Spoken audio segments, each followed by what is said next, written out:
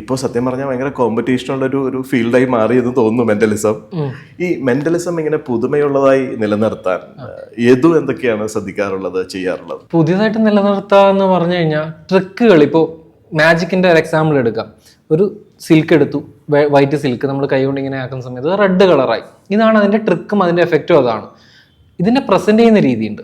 ഈ രീതി ഞാൻ വേറെ രീതിയിൽ, ഫോർ എക്സാമ്പിൾ ഈ കളർ ചേഞ്ച് ചെയ്യുന്നു, ഞാൻ എൻ്റെ കൈ കാണിക്കുമ്പോൾ ഈ വൈറ്റ് കളർ കംപ്ലീറ്റ് എൻ്റെ കയ്യിലേക്ക്, ഇത് പ്രസന്റേഷൻ്റെയും നമ്മുടെ ഐഡിയയുടെയും ഭാഗമാണ് അതിൽ വരുന്നത്. ഇതേപോലെ ട്രിക്കിനെ ഫോക്കസ് ചെയ്യാതെ പോവാതെ പ്രസന്റേഷൻ ചേഞ്ചും അതിന് അപ്ഡേഷൻസും കൊണ്ടുവരിക. അത് ഒരാൾ ഡിപ്പെൻഡ് ചെയ്യുന്ന, ഒരാൾക്ക് ഒരു ട്രിക്ക് അറിയാമെങ്കിൽ അവരത് ചെയ്തുകൊണ്ടിരിക്കും, അതിനൊരു അപ്ഡേഷൻ കൊടുക്കില്ല.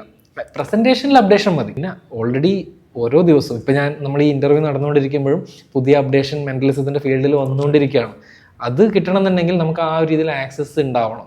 ഈ ഒരു ഇന്റർനാഷണൽ കമ്മ്യൂണിറ്റിയിൽ ഒരു ആക്സസ് ഉണ്ടാവണം. നമ്മുടെ കയ്യിൽ കിട്ടിയ സാധനങ്ങൾ ഒരു വർഷമൊക്കെ കഴിഞ്ഞിട്ടായിരിക്കും ഇവിടെ ലോക്കലി എസ്റ്റാബ്ലിഷ് ആവുന്നത്. അതിനു മുമ്പേ നമ്മുടെ കയ്യിൽ അത് കിട്ടും.